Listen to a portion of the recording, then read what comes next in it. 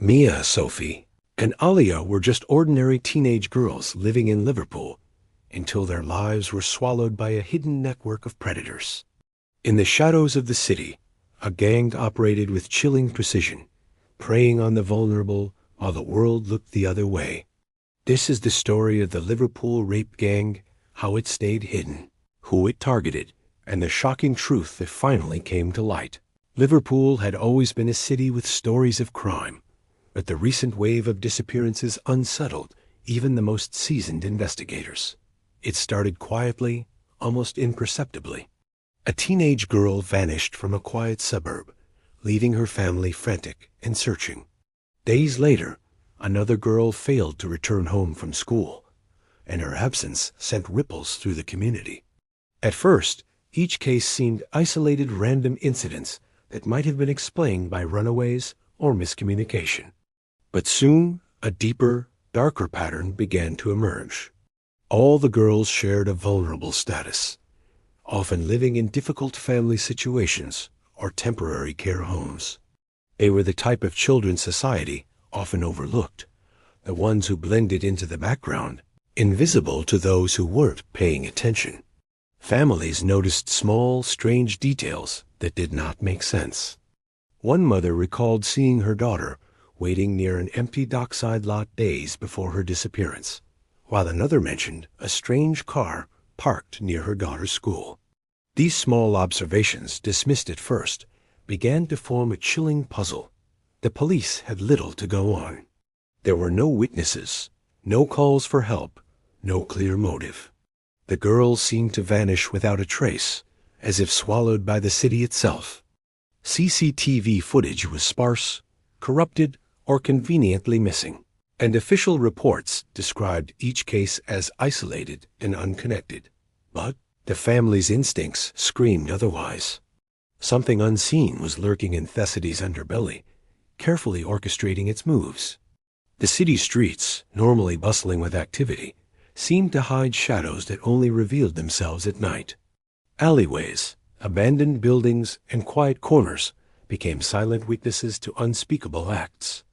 Each disappearance was calculated, methodical, leaving no evidence behind. The public remained unaware, going about their daily routines, unaware that someone was watching, waiting, and preying on the most vulnerable.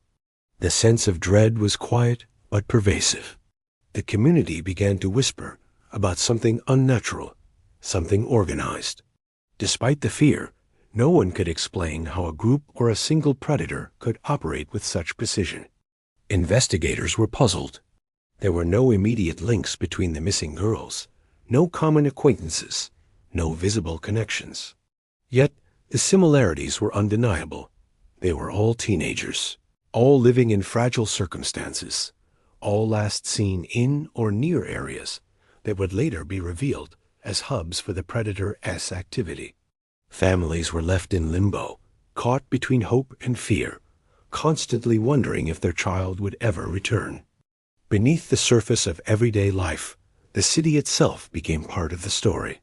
Liverpool's docks, its derelict warehouses, and forgotten streets offered cover, creating an invisible stage for a sinister operation. The city's shadows concealed secrets that would take months to uncover. And yet, within this darkness, glimmers of resilience began to emerge. Those who noticed the small, seemingly insignificant details were the first to question the official narrative, setting the stage for an investigation that would eventually reveal a terrifying truth. The disappearances were no accident. They were the work of a hidden network that had preyed on the city for far too long, operating under the cover of silence. The fear that gripped Liverpool was only the beginning, a chilling prelude to the horrors that would soon come to light. It was months into the investigation when a young social worker began noticing something that had been overlooked by everyone else. She had spent years reviewing files, helping at-risk teens, and coordinating with local authorities, but these particular cases felt different. She started compiling details from each missing girl's routine, the streets they traveled, and the last known sightings. Slowly, a disturbing pattern began to emerge. Each girl had been seen in the same general area near the North Docks in the days before they disappeared. At first, it seemed coincidental, but the locations were far from ordinary. Empty warehouses, derelict industrial lots, and forgotten alleys were all clustered within a few square miles. What had seemed random began to feel frighteningly deliberate. Attempts to trace the girls' movements were complicated by gaps in surveillance footage. CCTV cameras often stopped recording, cameras were mysteriously out of service, or footage was inexplicably corrupted. Even streetlights near critical locations had been broken for weeks at a time. The consistency of these gaps was alarming. It wasn't just bad luck. It suggested someone had planned it that way. The social worker quietly raised her concerns with local police officers, but they were hesitant to act. With no bodies, no concrete evidence, and no identifiable suspects, the cases were considered separate, unrelated incidents. The girls' vulnerability, instead of prompting urgency, had made authorities cautious, worried about drawing attention to their own mistakes or the failures of the system. Rumors began circulating quietly in the city. Parents whispered in playgrounds and coffee shops about strange men who loitered near abandoned buildings. Teenagers spoke of being offered rides by men they didn't know, of receiving odd text messages from numbers they didn't recognize. The stories were dismissed as exaggeration at first, until investigators began cross-referencing them with the missing girls' last sightings. The coincidences were too precise to ignore. Patterns of surveillance, transport, and grooming were emerging, but they were subtle, hidden behind layers of everyday life. The city itself had become a maze for the predators, and ordinary people were unknowingly walking through it. Further digging revealed something even more alarming. The men suspected of being involved were not strangers passing through the city. They were local, familiar faces who had blended into their neighborhoods for years. They used multiple identities, rented cheap apartments under false names, and avoided leaving any digital trace. These were people who had mastered invisibility in plain sight. The gang operated with patience and precision, studying their targets, testing boundaries, and waiting for moments when parents, teachers, or guardians were distracted. Every step of their operation was calculated to avoid detection, yet it relied on the smallest oversights in everyday life: an open gate, a missing adult, a lone teenager walking home in the dark. The social worker's discovery became the first real breakthrough in what had seemed like a cold trail. It revealed that these disappearances were not random, but part of a deliberate pattern, a hidden system designed to isolate and trap the city's most vulnerable.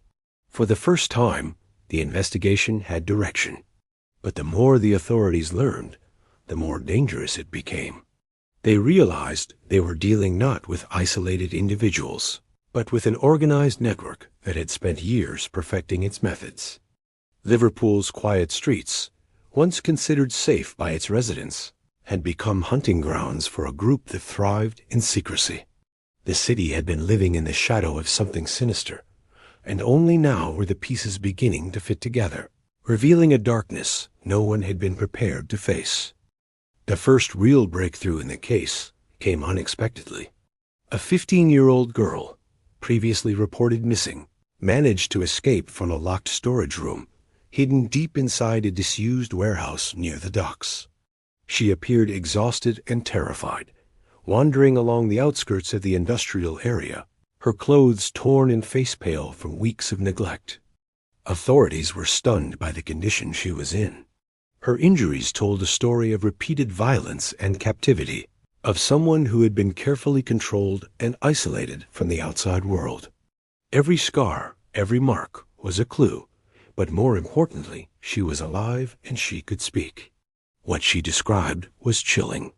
She spoke of multiple men who had operated like a single unit, each with a clear role. Some were responsible for surveillance, others for transport, and a few for confinement.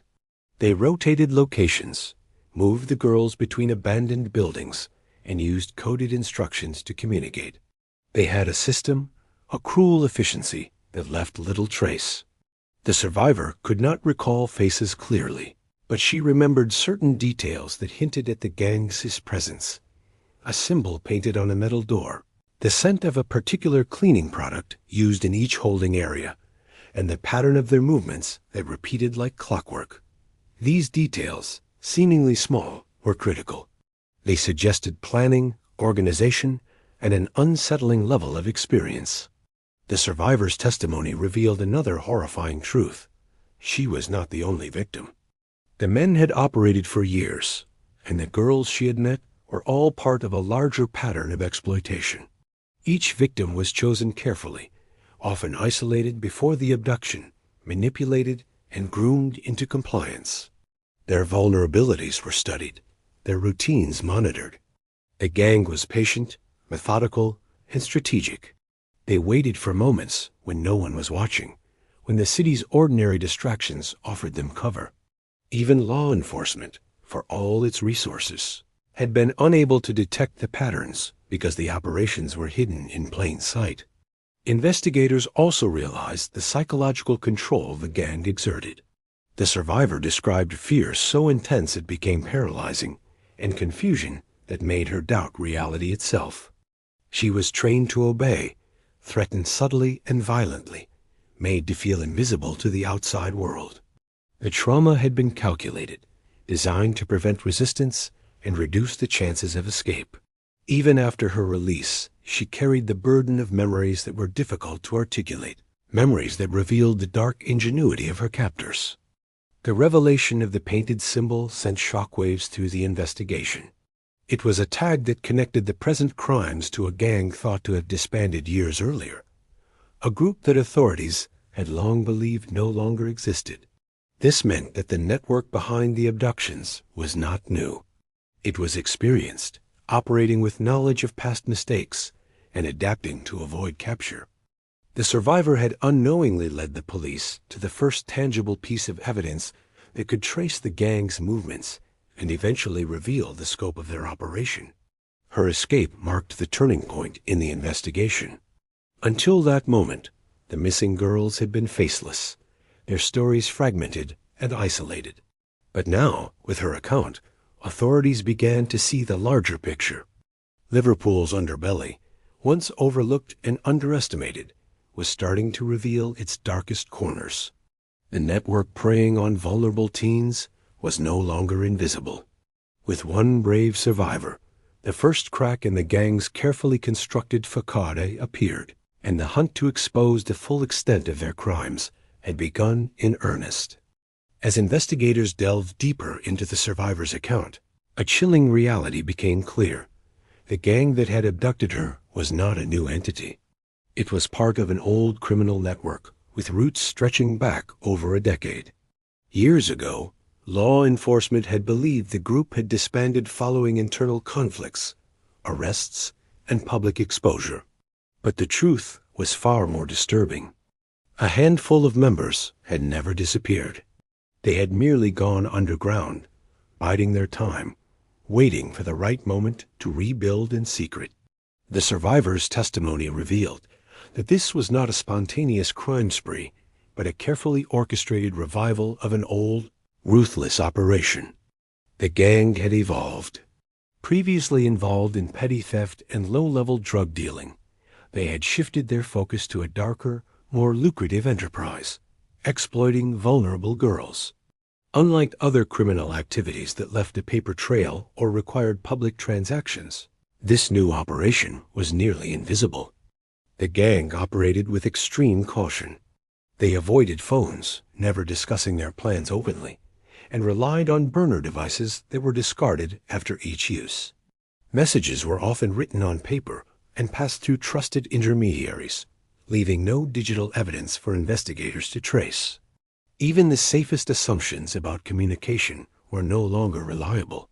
Every detail of their system was designed to minimize exposure.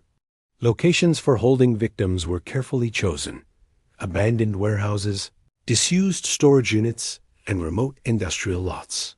Each building was inspected, modified, and monitored before use. The survivors and victims were moved methodically, often using inconspicuous vehicles and well-practiced escape routes. The gang's knowledge of the city was intimate.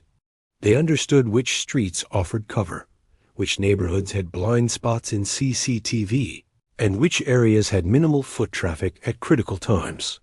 This wasn't chance. It was meticulous planning, learned over years of criminal experience. The gang also exploited the weaknesses within the system. They observed local law enforcement patterns, studied social services protocols, and recognized the delays and bureaucratic blind spots that allowed them to operate with relative impunity. They knew which reports would be taken seriously and which would be dismissed. Vulnerable teens were selected because they were often isolated, lacked strong family supervision, or were part of transient households. The members calculated risk with precision, ensuring that each action minimized the chance of being detected while maximizing control over their victims. Even more terrifying was the level of coordination. Each member had a role. One monitored surveillance, another maintained safe houses, and others were responsible for transport, intimidation, and grooming. They rotated responsibilities, so if one person was compromised, the operation continued uninterrupted. It was a network that functioned like a small, sinister machine, each part dependent on the other. The survivor's escape had revealed a glimpse of this system, but investigators quickly realized that the full scope of the gang's operation was vast, far beyond what any single victim could describe. By the time authorities pieced together the initial threads, it was clear that Liverpool's shadows had been hiding this network for years. What had appeared to be isolated incidents was in fact the work of a criminal empire operating quietly, patiently, and with devastating efficiency. The revelation shook investigators, and the city itself, to its core. For the first time, the truth emerged. This was not random, not accidental, and not chaotic. It was deliberate, calculated, and relentless, a dark engine running unnoticed beneath the surface of everyday life. The hunt for the network had begun, but the path ahead was treacherous, filled with secrets that the gang had long fought to protect. As police continued their investigation, they began to uncover a network far more extensive than anyone had imagined. The gang was not operating in isolation. It had carefully cultivated a series of accomplices and enablers who allowed it to function with frightening efficiency. These were ordinary people with ordinary lives: taxi drivers, security guards, shop owners, who, either knowingly or unknowingly, played a role in facilitating the gang's activities. Every element was part of a carefully constructed system, one that made the predators almost invisible. The network's methods were subtle but calculated. A taxi driver, who seemed innocent, transported girls at unusual hours without asking questions. A security guard allowed access to abandoned warehouses at night, providing a hidden doorway into spaces that would otherwise have been impossible to use. Even a small corner shop contributed by supplying prepaid SIM cards, registered under false names, which were used exclusively for coordination between gang members. These seemingly minor contributions were essential, forming a chain of support that allowed the gang to operate under the radar. The investigators realized that the criminal enterprise was not only sophisticated, but also patient, waiting for vulnerabilities in the city's everyday routines. Mapping the gang's movements revealed that their reach stretched across multiple areas of Liverpool. Alleyways, derelict buildings, empty lots, and basements all served as temporary locations for holding or moving victims. Nothing was left to chance. Even minor details, such as when streetlights went off or which doors remained unlocked, were exploited. The gang had memorized patterns in the city that most people would never notice. In this way, the network turned ordinary urban spaces into dangerous, hidden corridors. Liverpool, a city bustling with life during the day, concealed horrors at night in places no one would ever look. The investigators also began to understand the psychological element of the network. Its members carefully manipulated their victims, using fear and isolation to maintain control. The accomplices, knowingly or not, reinforced this control by helping the gang avoid detection. Every movement was orchestrated, every escape route accounted for, and every potential witness neutralized or ignored. The gang's reach was not just physical, but psychological, creating an environment in which victims felt trapped even when the outside world was only steps away.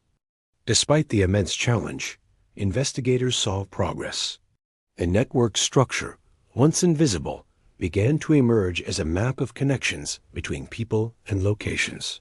Each minor clue, the symbol on a door, the empty warehouse, the delivery at midnight, linked to the larger system. It became clear that the gang had invested years in perfecting its operations, creating redundancies and contingencies to ensure that even if one part of the network failed, the rest would continue. By the time the full extent of the network began to come into focus, it was clear that the city had been living under the shadow of a hidden machine for years. A group of criminals, operating with careful precision and aided by unsuspecting participants, had manipulated the city's ordinary life to hide extraordinary crimes. For the first time, authorities felt a glimmer of hope. They could see the connections. They could follow the path, but the road ahead was dangerous, and every discovery raised new questions. The network was vast, insidious, and deeply entrenched, but for the first time, it was no longer invisible. The breakthrough came in the most unlikely of forms: a damaged smartphone discovered during a raid on one of the gang's abandoned safe houses. At first glance, it seemed useless. Most of the files had been wiped, messages deleted, and apps removed. The device had been discarded intentionally, a precaution the gang had relied on for years. But hidden deep within its memory, investigators found one surviving folder. It was encrypted, hidden under layers of digital camouflage, but it contained something invaluable: time-stamped coordinates logged automatically by a background app that the gang had overlooked. These coordinates formed a trail that would reveal the full extent of the gang's movements, linking 5 separate crime scenes that had previously appeared unconnected. As the data was mapped, a horrifying pattern emerged. The coordinates were not random.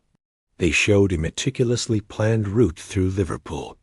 Safe houses, abandoned buildings, and hidden storage units were connected in a chain, creating a network of spaces where victims could be held and moved without detection. Each location was chosen for its isolation and strategic advantage. Streets with minimal CCTV, alleyways hidden from pedestrian view, and industrial areas that were rarely patrolled all became part of the gang's operational grid. The city, in effect, had been turned into a trap. The coordinates also suggested a hierarchy within the gang. Some locations were used only briefly, acting as temporary stops, while others were central hubs where multiple victims were held and activities coordinated. It became clear that the gang had developed a system for moving girls from one location to another with frightening precision. Even the timing of the movements was calculated, often occurring during hours when law enforcement presence was low. The network had evolved into a living, adaptive structure, capable of responding quickly to threats or interruptions without compromising the safety of its members. The most shocking discovery came when investigators traced the coordinates to a location that had been hiding in plain sight: a legitimate car repair shop operating in a busy part of the city. On the surface, it appeared normal. Customers came and went, mechanics worked on engines, and business ran without incident. But beneath the shop's facade, investigators found hidden compartments and locked rooms. The repair shop had been an unsuspected anchor in the gang's network, a place where victims could be confined, observed, and moved without drawing suspicion.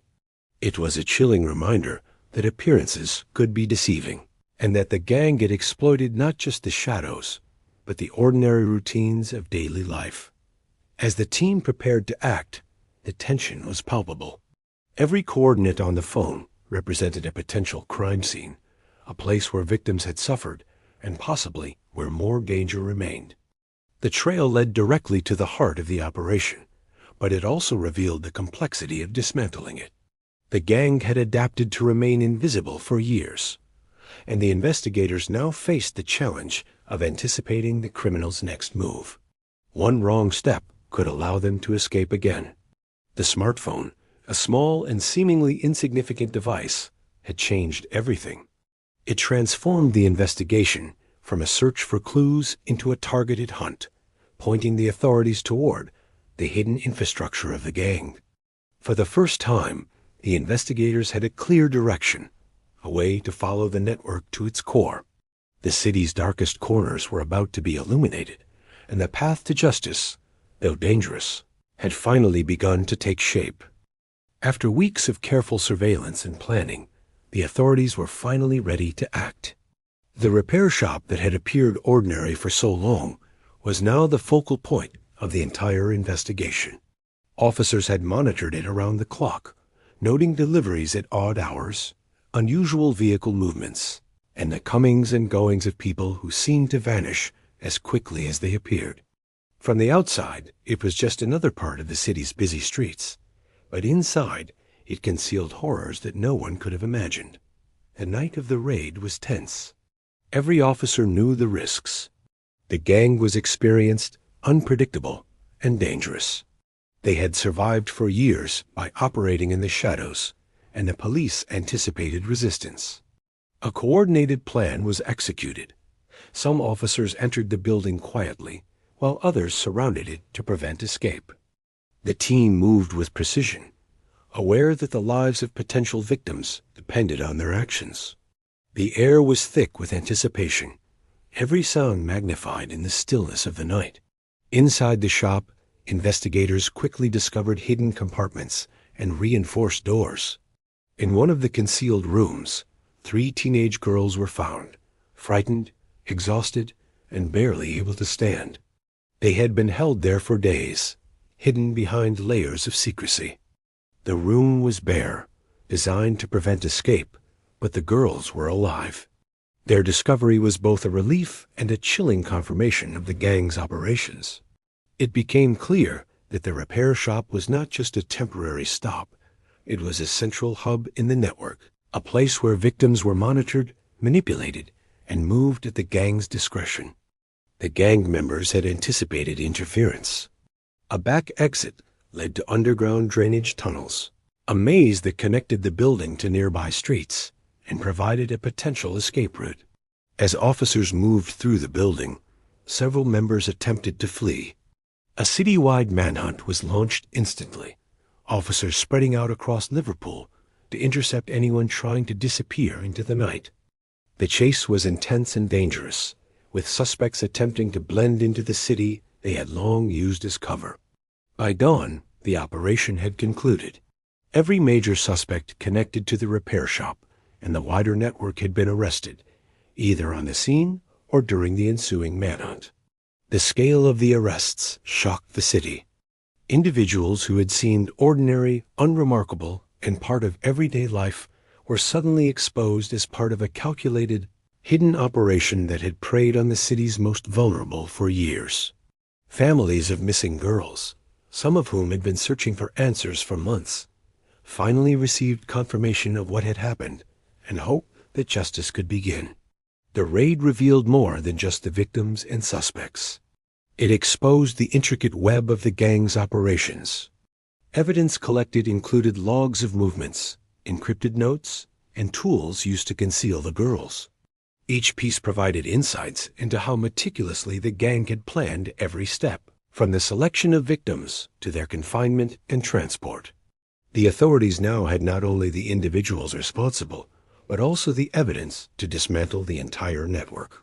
Liverpool was shaken, its streets and neighborhoods forever changed by the revelations. The city had lived under the shadow of a hidden machine for years, and now the machine was being dismantled piece by piece. For the investigators, the night was a triumph of patience, planning, and courage, but it also served as a stark reminder of how dangerous and calculating the gang had been.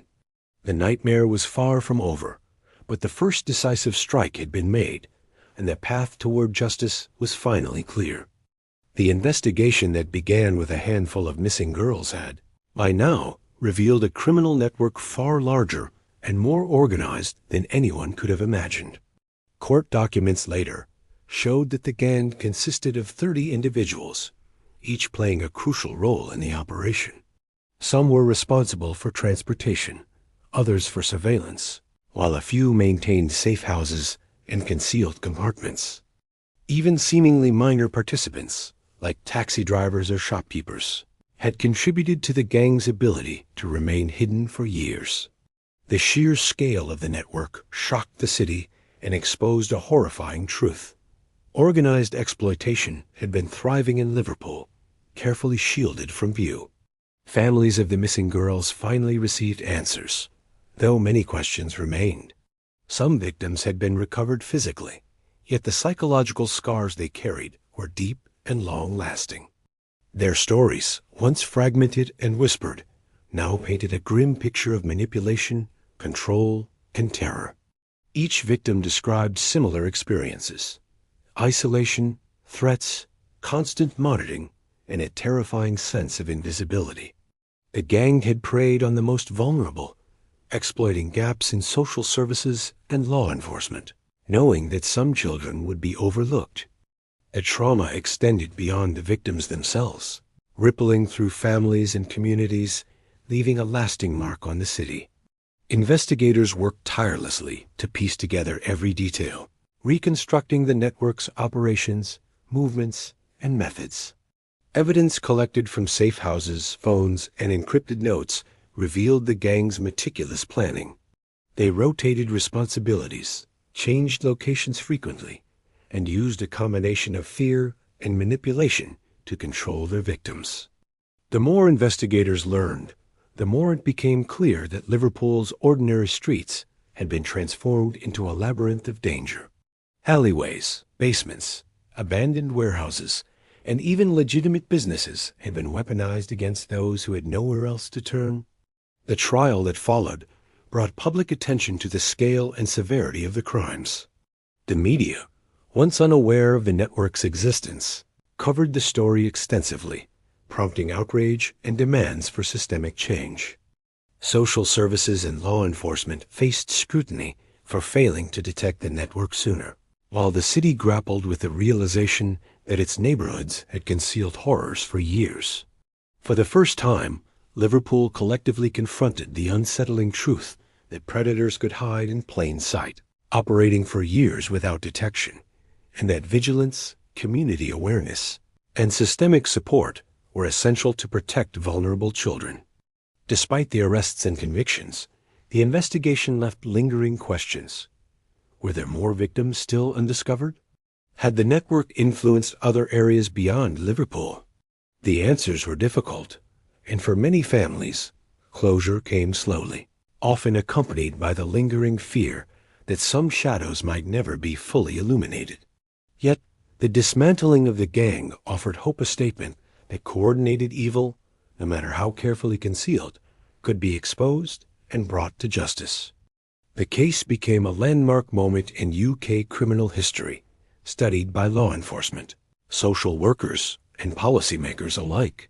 It was a sobering reminder of the dangers that could thrive in secrecy and the importance of vigilance, reporting, and community support. Liverpool, forever marked by the events, began to rebuild, strengthening protections for vulnerable teens and refusing to allow silence to shield criminality again. The nightmare of the hidden network had ended, but its lessons endured, warning the city and the nation that darkness could exist unnoticed, and only courage, persistence, and attention could bring it to light.